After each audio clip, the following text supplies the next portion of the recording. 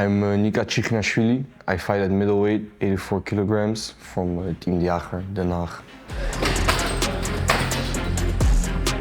I started fighting 6 years ago. We used to spar with friends always in the hallways. And my friend invited me to go boxing with him. After I think 2 classes, I broke my shin, so I couldn't train. I was out of it for a while, but I was always, ever since that point, I kept watching boxing and MMA. A couple of months when my shin was alright, I picked up boxing again. I walked into this gym to start grappling besides it because I wanted to do MMA in the future. And as soon as I started grappling, I liked that way better than boxing.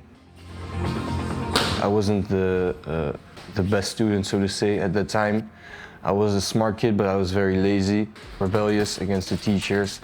And I got into some fights at school, and my grades were not that good, to be honest. I was a very dedicated Call of Duty player. But the only thing that kind of took my mind away from everything was MMA. And it was the first time, even when the trainings were rough and very hard, it was the first time where I felt as if my mind and my body were aligned on the same purpose. I was dialed in for the first time with what I loved to do. So that's when I knew this is what I wanted to pursue. The purest expression of your character. It really shows what you're made of. Everyone knows character is revealed in adversity, but I guess in fighting it goes deeper because you're not fighting someone else at the same time you're fighting yourself. And it's very primal and a lot of instincts kick in as well.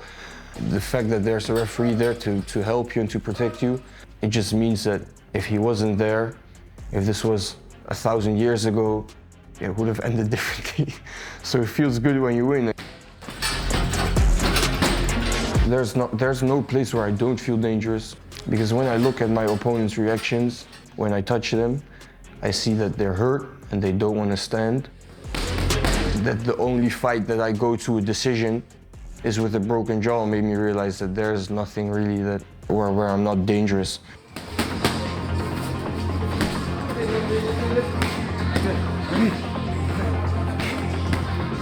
My pro debut was 1.5 years ago, was 2 October 2022.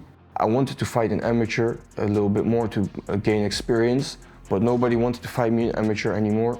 They were offering me to go pro. It wasn't the smartest move because with all of my amateur experience, I hadn't even been in the ring for a full round. Against Motini, that was my first fight. It was higher than the normal weight I fight in. At that time, I was a bit lighter as well.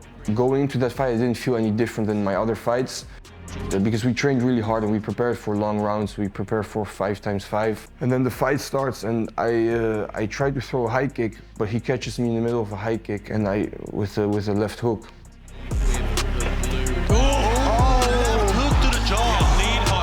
And I break my jaw.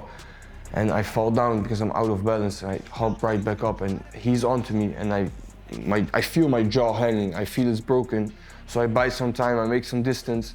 I realize right away my jaw is broken. I try to bite down on my mouthpiece. I cannot bite down on it, so I knew right away it was broken. And I tried to knock him out in the first round because I thought if I have to fight the whole fight with a broken jaw, I'm gonna have a problem. So I tried to knock him out. Very tough guy, didn't work out. Yeah, the first round was tough. But the reason why I didn't stop, because I don't know, I was not raised to stop. Doesn't matter. To me, fighting is something primal. It's not just a sport. I thought I'd tell in between rounds that my jaw was broken and that I wanted to continue. Then I just leave it to the coaches. But I forgot to tell them in between rounds because I was so focused. I was hitting him. I was hurting him. Go back to our corners. After that, I think it was too much adrenaline from the broken jaw. But after that moment, I don't remember much anymore. I don't remember what happened after the fight. It wasn't until I was outside of the arena that I start gaining consciousness back. Then I look at my teammates and I see them standing over on the left. So I go up to them and the first thing I asked them was, did I get knocked out? And my friend looks at me and he's like, knocked out? He was like, no, you fought until the decision. I was like, what? My jaw's broken. And he said, what do you mean? Because it was so random. And he was like, you fought a hard fight, but you lost. I was like, first thing I asked my dad was, did I fuck up? And he said no. He said, you lost, but you didn't fuck up. And I asked him, did I fight like a man still?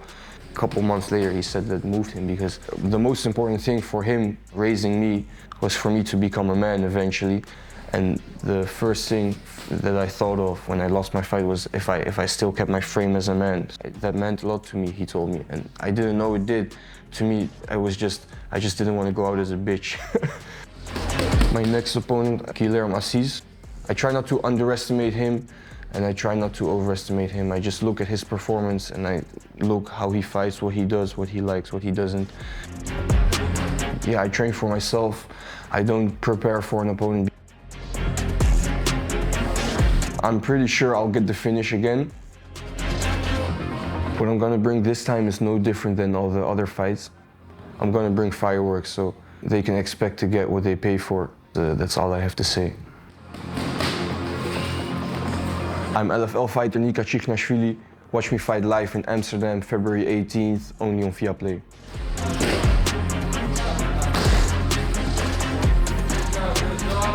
If you enjoyed this interview, which I know you did, and you want to see me again, then subscribe to the LFL YouTube channel and turn on notifications.